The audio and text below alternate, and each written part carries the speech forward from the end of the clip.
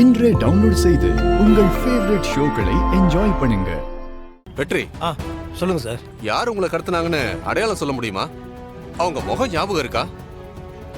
அவங்க உங்களோட பழைய எதிரியா இல்ல அவங்கள இப்பதான் பாக்குறீங்களா? ஏதாவது ஒரு ஐடென்டிபிகேஷன்? அவனுங்களை பார்க்கறதுக்கு ஒரு வடநாட்டுக்காரனுக்கு மாதிரி இருந்தானுங்க. அவனுங்களாம் ஒன்றும் என்ன கடத்தல சார், நானாக தான் போனேன். அப்படி போனனால தான் ஆதியா பாப்பாவை கண்டுபிடிக்க முடிஞ்சது. அவனுங்க இந்த குழந்தைகளை கடத்துற கும்பல், அது இங்கிலீஷில் ஹியூமன் டிராஃபிக்கிங், அந்த கும்பல் தான். இவனுங்கெல்லாம் விடவே கூடாது சார். வெற்றி, இன்னைக்கு உங்க அப்பா எம்எல்ஏவா இருக்காரு. உங்க குடும்பத்துக்கு நண்பர்கள், எதிரிகள்னு எவ்வளவு பேர் இருப்பாங்க.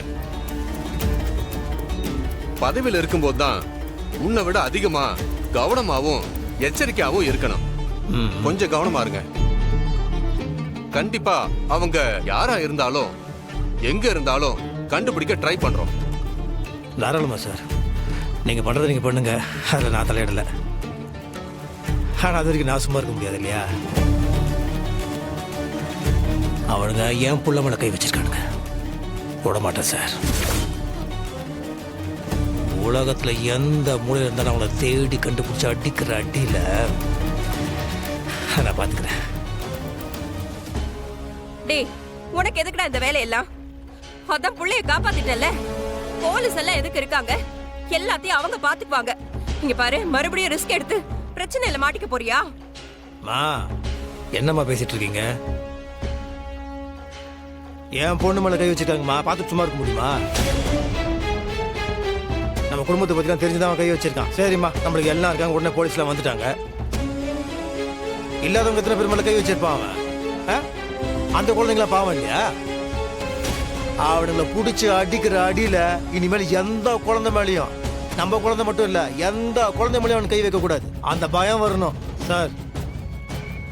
என் கோவெல்லாம் தீர்ற வரைக்கும், என் பகை தீர்ற வரைக்கும் நான் விட மாட்டேன். இதெல்லாம் முடிச்சுட்டு நான் உங்ககிட்ட சொல்றேன். அதுக்கு முன்னாடி உங்களால கண்டுபிடிக்க முடிஞ்சதுன்னா நீங்க கண்டுபிடிச்சுக்கோ. நீங்க பண்றதை நீங்க பண்ணுங்க, நான் பண்றதை நான் பண்ணுவேன். சார், சட்டம்னு ஒண்ணு இருக்கு, அதை மீறி நடக்கிறது உங்களுக்கு நல்லதில்லை சார். சட்டத்தை நான் மதிக்கிறேன், அதான் நான் சொல்றேன்ல, நீங்க என்ன பண்ணணுமோ அதை பண்ணுங்க. நான் என்ன சார் தப்பாவா இதை பண்றேன்? தப்பு பண்ணவங்கள கண்டுபிடிக்க போறேன். அப்படி தப்பு பண்ணவங்களை கண்டுபிடிக்கிறதுக்காக நீங்க தண்டனை கொடுத்தீங்கன்னா தாராளமா நான் ஏத்துக்கிறேன். அதுக்கப்புறம் என்ன பண்ணுவோம் அதையும் நான் பாத்துக்கிறேன். சரிங்களா? எனக்கு தெரிஞ்ச இந்த கும்பலுக்கு பின்னாடி ஒரு பெரிய தலை இருக்குன்னு நினைக்கிறேன். அவனை கண்டுபிடிச்சு அவனை உரின்னு உரிச்சேன்னு வச்சுக்கோங்களேன், உண்மை வெளியே வந்துடும். சார், நீங்க பண்றது நீங்க பண்ணுங்க சார், நான் பண்ண வேண்டியதை நான் பாத்துக்கிறேன். சரிங்க சார்.